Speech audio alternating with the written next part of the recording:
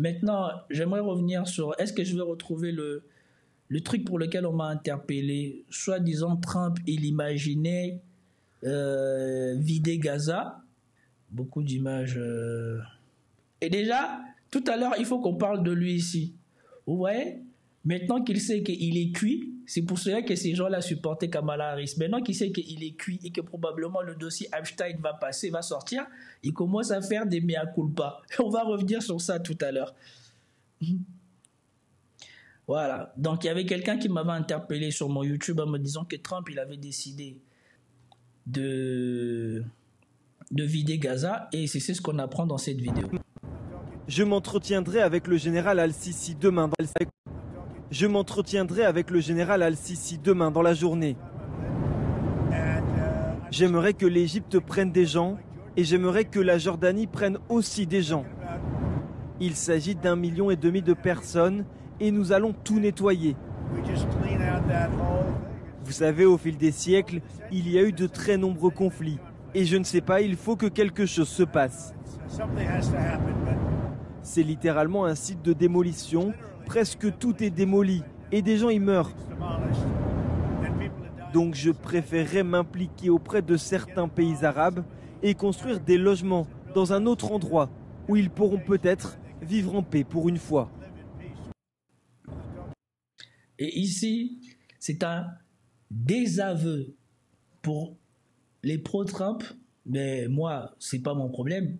Moi, j'aime Trump pour ce qu'il représente, pour le bon sens qu'il ramène, juste pour le pratique du quotidien qu'il ramène. Mais ici, on voit bien qu'il n'a pas tordu le bras de Netanyahou pour sauver les Palestiniens. Il a tordu le bras de Netanyahou parce qu'il n'aime pas Netanyahou et ce n'est pas sa manière de faire de la politique. Mais au-delà de ce qu'il dit, il y a ce qui est faisable. Là, il a dit ceci. Et donc, je reviendrai peut-être dessus pour analyser ce qu'il a dit, parce que, ou alors non, d'abord on va analyser ce qu'il a dit, et ensuite on va analyser pourquoi ce n'est pas possible. Ou alors, concrètement, ce qui s'oppose à ces dires. Je m'entretiendrai avec le général Al-Sisi demain dans la journée. Je ne sais pas, le général Al-Sisi, il est de quel pays? Je ne sais pas s'il est du pays dont je ne dis pas le nom, parce que je constate que quand tu dis ce nom-là, les vidéos ne marchent pas très bien, ou s'il est du côté des autres. J'aimerais que l'Égypte prenne des gens et j'aimerais que la Jordanie prenne aussi des gens. Voilà. Alors ça c'est quelque chose que moi j'avais déjà théorisé dès le début, quand on avait envisagé que soi-disant le pays du peuple élu envisageait d'exporter les gens de Gaza vers le Congo ou ailleurs. J'ai dit, jamais ces gens-là n'accepteront de partir. Parce que, comme on peut le voir ici, alors il est où? Alors pour rappel, voilà. Comme on peut le voir ici, ça, c'est en 1946, ça, c'est en 47, ça, c'est entre 49 et 67, et ça, c'est en 2008. Comme j'avais dit une fois, ces gens-là, au début, quand on leur a donné, quand on leur a dit qu'ils peuvent s'installer sur ces territoires, ils n'avaient presque pas de place. Aujourd'hui, la situation s'est inversée. Les gens qu'ils ont trouvés n'ont plus de place sur ce même territoire. Et voilà pourquoi les gens de Gaza ne partiront jamais de Gaza. Parce qu'ils savent à la minute où ils partent, ils ne reviendront jamais. Tant que la politique internationale, la communauté internationale sera dominée, et surtout tant qu'il existera ce foutu Conseil de sécurité à l'ONU, s'ils font l'erreur de sortir de Gaza, c'est fini pour eux.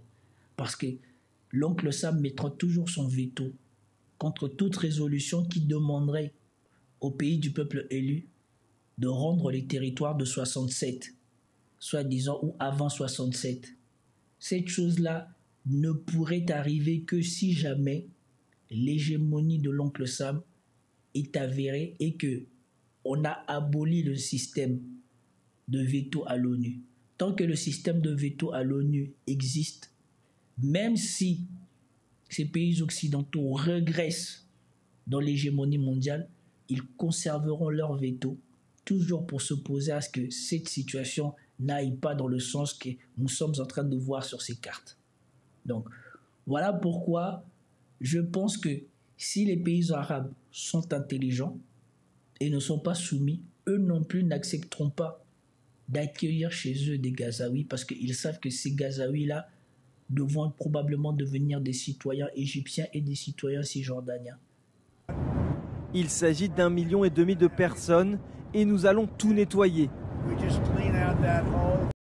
Et là, la chose majeure qui me dérange dans cette phrase, c'est quand il dit « nous allons tout nettoyer ».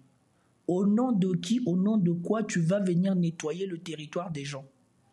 Et c'est ça pour moi, même dans la dernière vidéo que j'avais faite, quand le ministre des Affaires étrangères du pays que vous savez disait que soi-disant il n'y aura jamais de paix durable ou de je ne sais pas quoi tant que le Hamas gouvernera Gaza.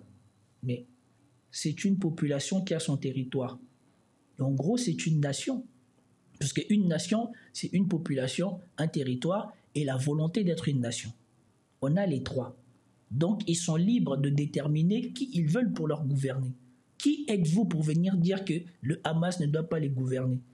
Et je rappelle ici que sur ma chaîne, nous avons les preuves non contestées qui ont dit que le pays du peuple élu a été fondé sur des méthodes terroristes et que jusqu'à aujourd'hui, la manière dont ils mènent la guerre, c'est sur des méthodes terroristes.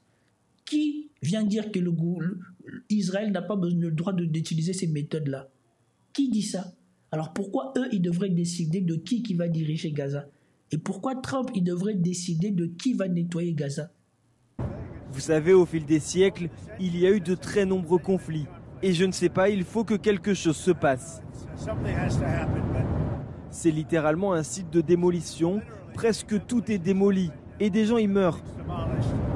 Voilà. C'est littéralement un site de démolition. Presque tout est démoli et des gens y meurent.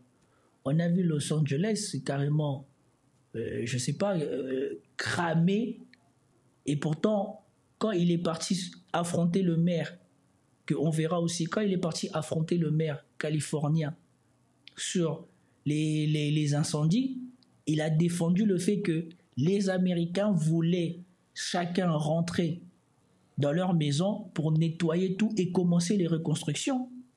Donc quand c'est aux États-Unis, on doit déréguler les règles de sécurité parce qu'on empêche ces gens-là de nettoyer chez eux en disant qu'il faut qu'on attende, que les experts, que les je ne sais pas quoi, il faut qu'ils embauchent des professionnels. Trump, il a dit non.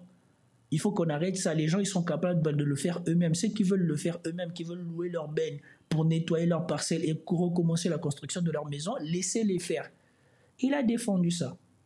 Et quand il s'agit de Gaza, on ne doit pas les laisser eux-mêmes prendre l'initiative de reconstruire chez eux. C'est vous, forcément, qui êtes les mieux placés pour reconstruire chez eux.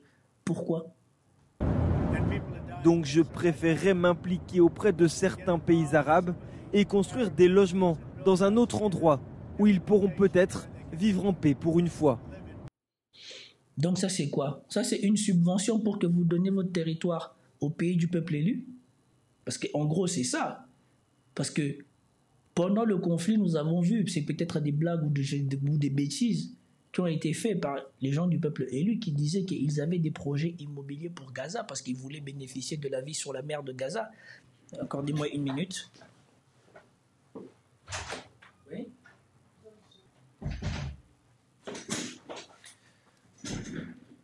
Et donc, il faut les laisser faire ce qu'ils ont à faire chez eux.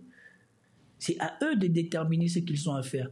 Et je ne comprends pas, c'est qui ces pays arabes-là qui vont accepter de construire chez eux des logements pour la population de Gaza qui va venir. Donc ces gens-là qui ont chez eux, ou ils vivent chez eux, et croyez-moi, pour l'avoir testé, tu n'es jamais aussi souverain que chez toi. Tu n'es jamais aussi souverain que chez toi, et ils vont aller devenir des sous-fifres chez les autres. Qui accepterait ça?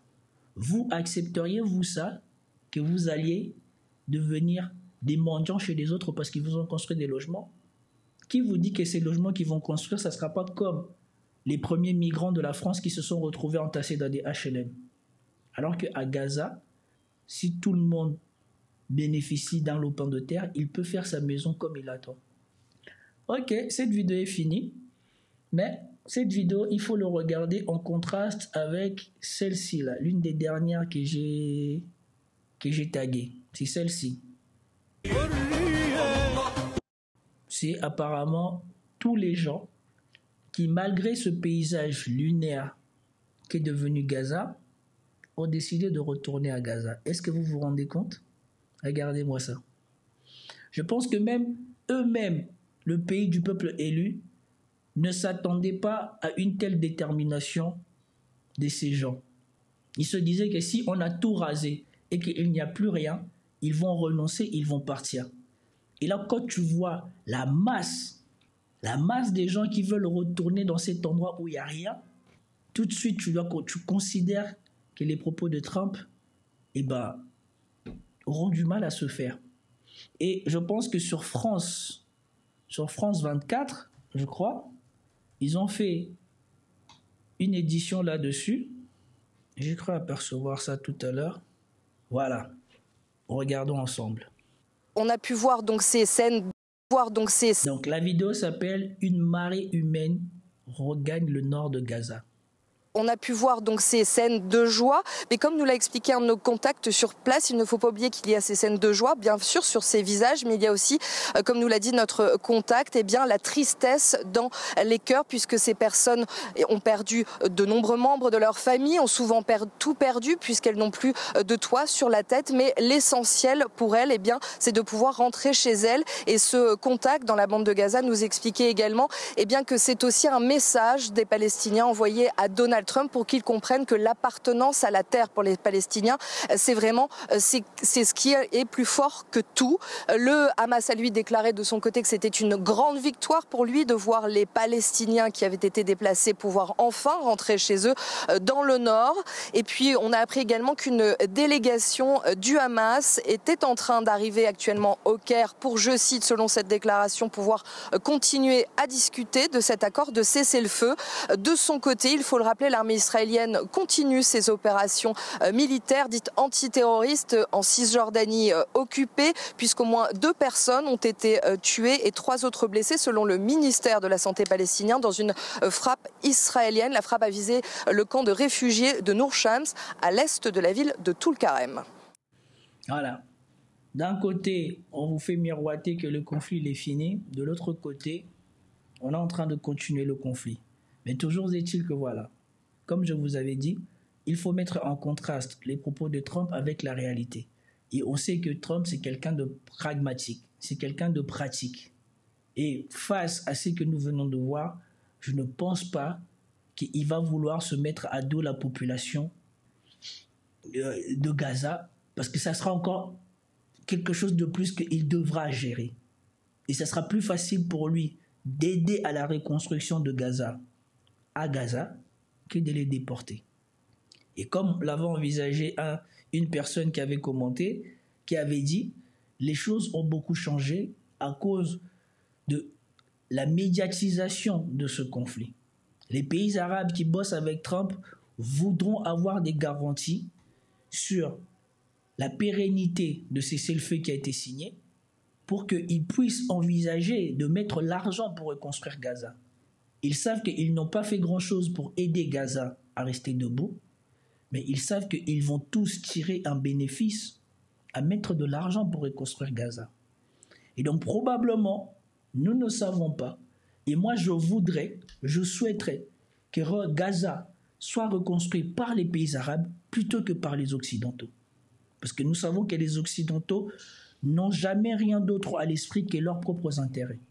Tandis que nous savons que les pays arabes peuvent prêter de l'argent, et je crois que les musulmans prêtent de l'argent sans intérêt, et qu'ils peuvent faire ça pour être bien vus par leur population.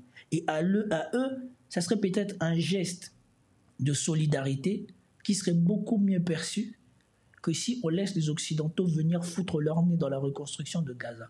Parce que là, ils voudront se battre pour faire des bénéfices, pour faire des milliards, et ça ne sera pas les intérêts des Gazaouis qui sera pris en priorité dans cette reconstruction. Et donc moi, je souhaite que les pays du Moyen-Orient, les plus riches, le Qatar, l'Arabie Saoudite et les autres, mettre de l'argent sur la table pour que Gaza soit reconstruit. Ils ne sont pas obligés de faire des trucs fantaisistes comme ils ont fait chez eux, mais ils peuvent reconstruire une belle cité, une belle cité côtière pour montrer qu'ils sont capables de faire aussi bien que les Israéliens, voire mieux.